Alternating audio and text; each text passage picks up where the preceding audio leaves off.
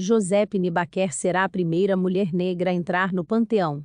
A artista franco-americana consagrou-se a primeira estrela internacional negra e foi espiã da resistência francesa contra as tropas nazistas durante a Segunda Guerra.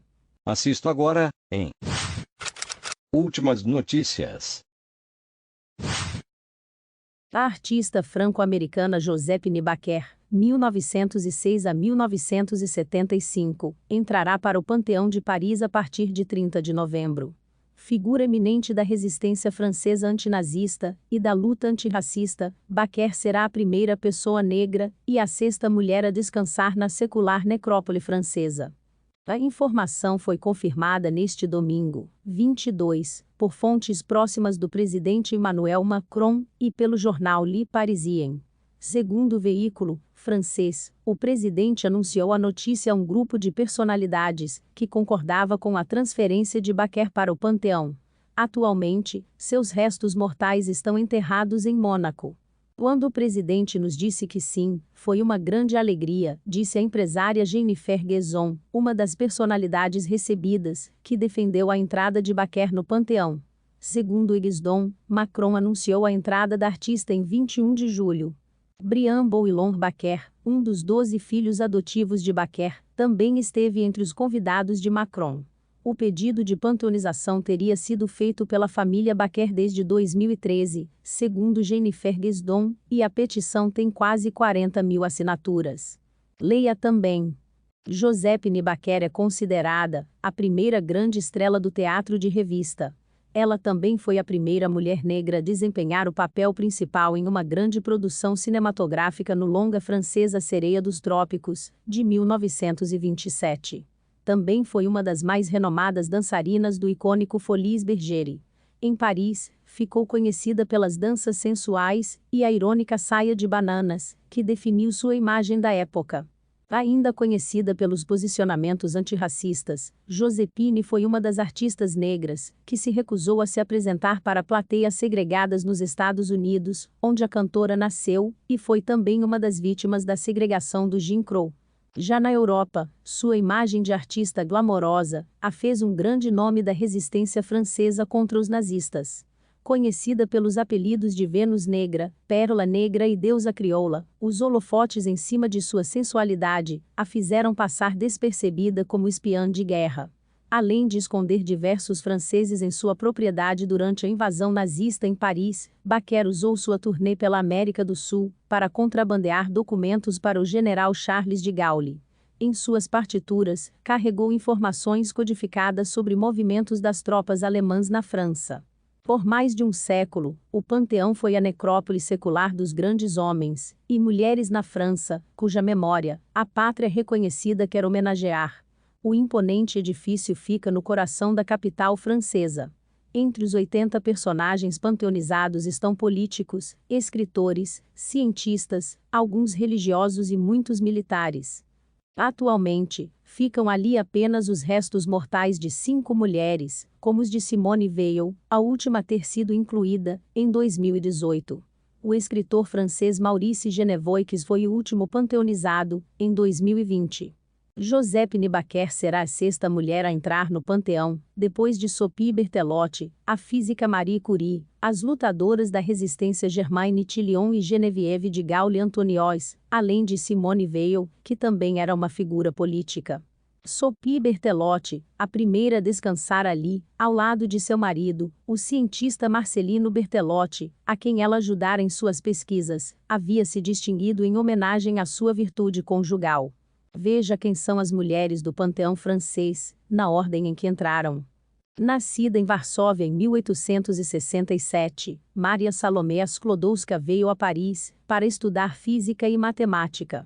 Casou-se com o físico Pierre Curie em 1895. Eles encontraram 2 novos átomos radioativos, batizados de polônio e rádio, e obtiveram o Nobel de Física em 1903, com Henri Becquerel. Em 1906, Pierre Curie morreu atropelado por um caminhão. Viúva, Marie Curie teve um caso com o físico Paul Langevin, que também descansa no Panteão. Mas a esposa traída apresentou uma queixa contra ela, e o escândalo estourou em 1911, terminando seu romance. Nesse mesmo ano, ela recebeu o Nobel de Química. A única mulher no mundo a ser laureada 2 vezes, ela morreu em 1934. Em 1995, suas cinzas foram transferidas para o panteão com as de seu marido, na presença do presidente polonês Lech Wałęsa. Uma decisão do presidente François Mitterrand tomada por sugestão de Simone Weil e outras personalidades.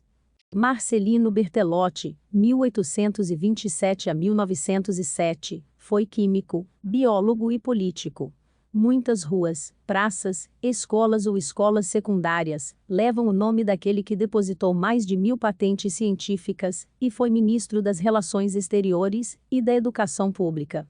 Quando sua esposa, Sophie, nascida em Aldete, que o ajudava em suas pesquisas, adoeceu, ele disse a seus filhos, o casal tinha 6, que não poderia sobreviver a ela. Ele morreu alguns momentos depois dela. As causas de sua morte não foram claramente elucidadas. A família concordou em panteonizá-lo com a condição de que Sophie fosse enterrada com ele. O ministro Aristide Briand disse em seu elogio em 1907. Ela possuía todas as raras qualidades que permitem a uma mulher bela, graciosa, gentil e culta estar associada às preocupações, sonhos e trabalho de um homem. Gênio. A primeira mulher a receber a Gran Cruz da Legião de Honra, Geneviève de Gaulle-Antonios, 1920 a 2002, foi sobrinha do general de Gaulle. Estudante de História, ingressou na famosa rede de resistência do Museu do Homem, uma das primeiras criadas em Paris. Denunciada e presa em 1943, ela foi deportada em janeiro de 1944 para Ravensbrück, onde esteve ao lado de Germaine Tillion. De volta do campo de concentração, ela trabalhou por um período no Ministério da Cultura com André Malraux com o marido Bernard Antonios. Mas, no final de 1958, conheceu o padre Josep Urezinski, criador do movimento Ajuda em Qualquer Perigo, que se tornaria o ATD Quart Monde. Em 1964, ela assumiu a chefia da associação. Em 1996, ela apelou aos parlamentares a favor de um projeto de lei de coesão social finalmente aprovado em 1998.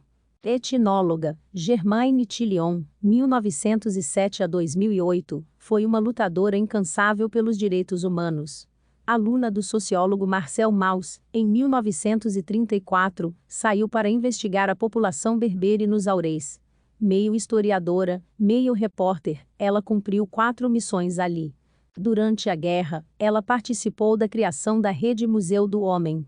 Ela também foi deportada para Ravensbrück, ao mesmo tempo que sua mãe, Emily. Detentora de inúmeras condecorações por seus atos heróicos durante a guerra, ela é a segunda mulher a se tornar Gran Cruz da Legião de Honra. No retorno do campo de concentração, ela trabalhou no CNRS e na École Pratique des Hautes Études, escrevendo vários livros sobre Ravensbrück, Argélia ou sua profissão. O seu caixão, e o de Geneviève de Gaulle-Antonios, foram instalados no Panteão em 2015, sem os seus restos mortais, a pedido das suas famílias, que pretendiam mantê-los nos cemitérios onde estão enterrados. Simone Weil, sobrevivente de Auschwitz, ministra da Saúde, 1974 a 1978, e presidente do Parlamento Europeu, 1979 a 1982, foi uma das personalidades favoritas da França. Também acadêmica, foi presidente da Fundação para a Memória da Shoah, 2001 a 2007. Sua notoriedade e popularidade se devem muito à sua luta para que a Lei de Interrupção Voluntária da Gravidez, aborto, seja adotada em 1975, apesar da oposição de grande parte da direita.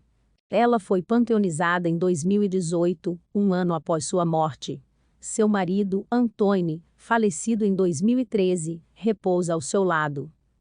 Se inscreva para acompanhar a cobertura desta e de muitas outras notícias. Veja também essas outras notícias que podem ser do seu interesse.